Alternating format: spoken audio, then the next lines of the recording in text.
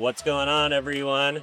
We are here with another edition of the Ad Podcast Live, and we have Adam Charles, the Chief Growth Officer of the experiential agency Spark, here chatting with us a little bit about his Cannes experience. So Adam, thanks for coming on. Thanks, Dylan. How you doing? Good. So Adam, you want to tell us a little bit more about yourself, your role at Spark, and what you guys do? Sure. My name's Adam Charles. I'm the Chief Growth Officer of Sparks. We are an experiential agency, and we're actually the world's largest experiential agency. So we create experiences, whether they be events, whether they be immersive experiences, whether they be exhibits, and we work with some of the best brands in the world, which is sort of a very fortunate role for us to be in. I love it.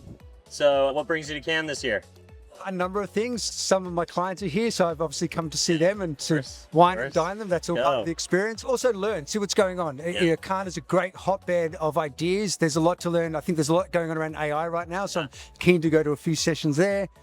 It's just seeing what the influencers are doing, and obviously that's taking more and more of the ad spend these days. And I wanted just get to see what's going on. In addition, I'm actually on a panel. Nice. We are Adweek's Experiential Agency of the Year this year. So we've got a panel on Thursday there. We've got a couple of other ones with my colleagues. So pretty exciting here. Let's go. Unfortunately, I just arrived today, which is late because I was at the air show yesterday. So my Cannes experience this year is compressed somewhat, but I'm going to pack to a couple of days. I love it. All right. So what are you guys talking about on your panel tomorrow over at the Adweek House? Well, I think it's all about how relevant and important brand experience is. We're in this world now of AI. We're in this world of the advertising world is changing enormously. Everything is, there's so much evolution going on. But I think at the heart of experience is what we can do for brands and brand experience. For me, that's really important. I think as things turn fake. Yeah. I'm not going to say that. I mean, I know it's an inflammatory statement, but I think it's true. Like where it's going to become a not too distant future where we won't be able to trust our eyes as much as we'd like to. Well, that's right. I mean, I think human experience matters, right? Human experience is when you really connect with people. It's when you really fall in love with a brand deeply. And so for me, I've worked in that for most of my career, and it is just, you can see it becoming more and more relevant, particularly now as we've got this sort of fragmented media landscape.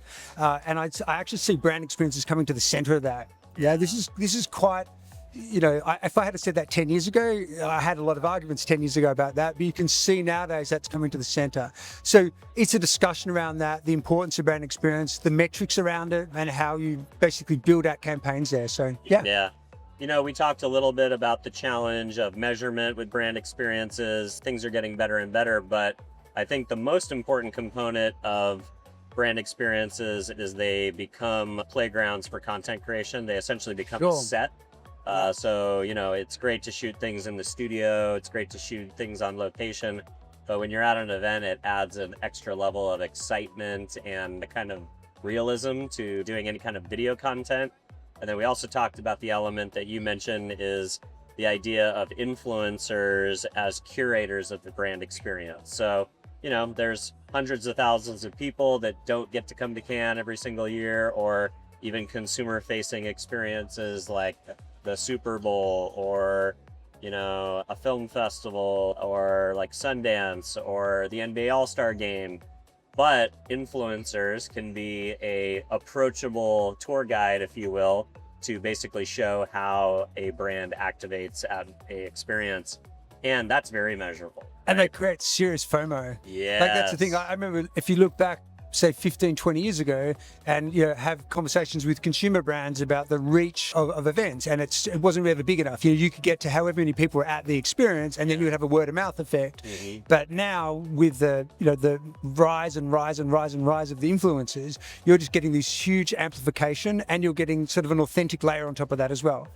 People are there telling their experience with that brand, their experience at a particular experience, and that lends credibility to it, but it also has huge amplification. So now you're getting the reach and you're getting the authenticity with it as well. And you're turning the event into a production content day or a production It's a week content studio. Yeah, totally. I think my clients from Adobe are here and they're shooting like 60 videos this week or something like that. Yeah, every experience that we design sort of opportunities within that so that you can amplify it, whether it be just a little micro set, whether it's something you can interact with and share from there, whether it's just parts where serendipity can happen, and then you can amplify it as well. That's sort of a core part of the design experience. Yeah, I love that. So, what do you think about kind of, I think that's another component. So, influencers obviously are a way to amplify, and then it's building experiences that are naturally shareable where people want to share. And then there's also like what I would consider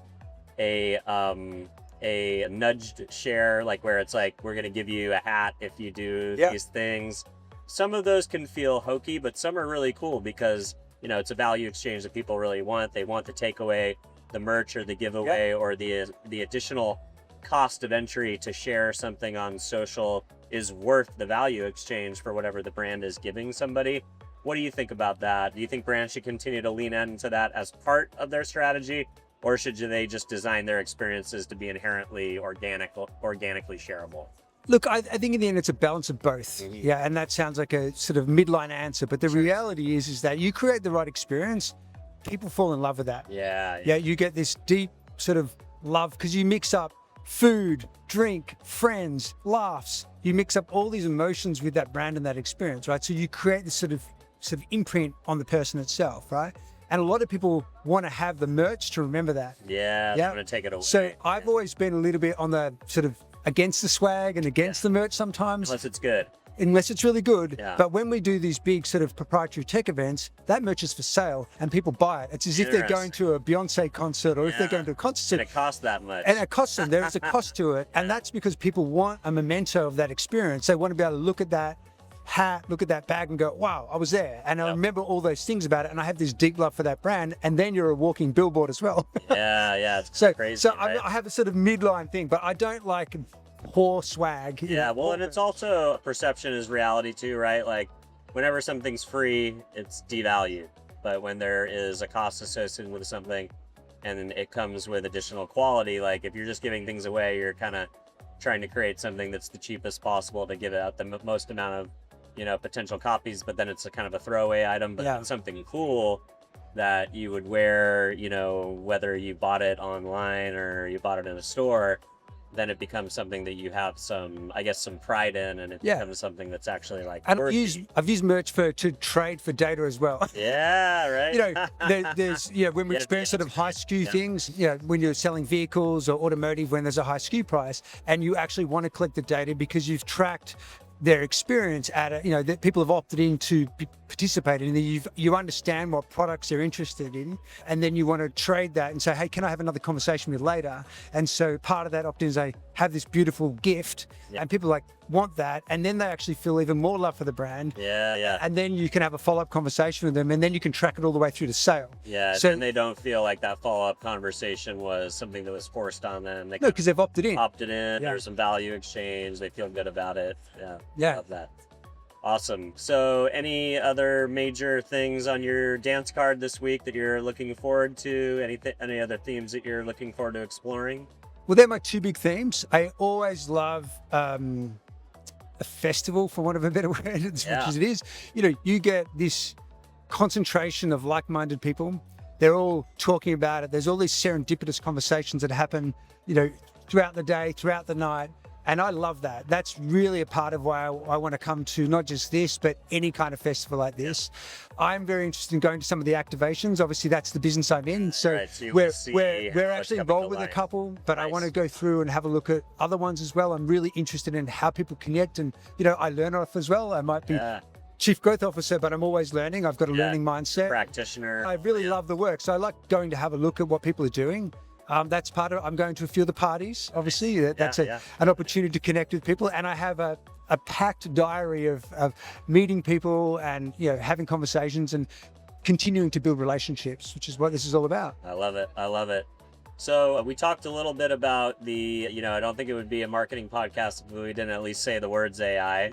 But we talked a little bit about how brand experience is almost a pendulum swing back from, the obsession with AI because it's in the real world. There's a bit of a moat around it. Any interesting use cases, how you guys are leveraging AI in the experiential world that's helping you guys be more effective for delivering clients? Is it helping in your side of the business yet? Look, The reality is it's pretty early days, so Yeah. we're all experimenting. I think there's a lot of work going on just around general productivity with a lot of the generative productivity tools that are out there. So we're utilizing all of those to increase our productivity. We're also been experimenting with speeding up the design process. Obviously, we take things from a concept all the way through to a physical item. Yeah. So it's not, you you can't prototype much faster. We can prototype faster. You don't want 10 fingers on your on your experience. So you've got to make it's not a one to done solution, but it is helping with prototyping. It is helping to speed up the process. It's helping to iterate with customers.